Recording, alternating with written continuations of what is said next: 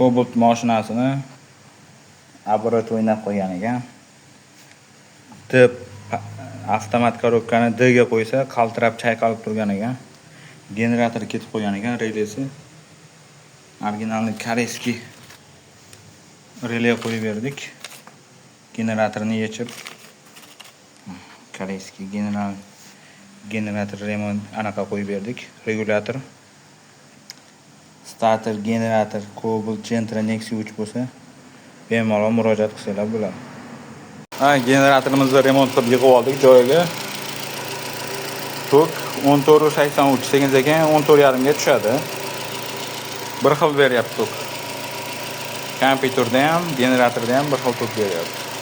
Mashina bir xil ishlab turibdi, chayqalmayapti.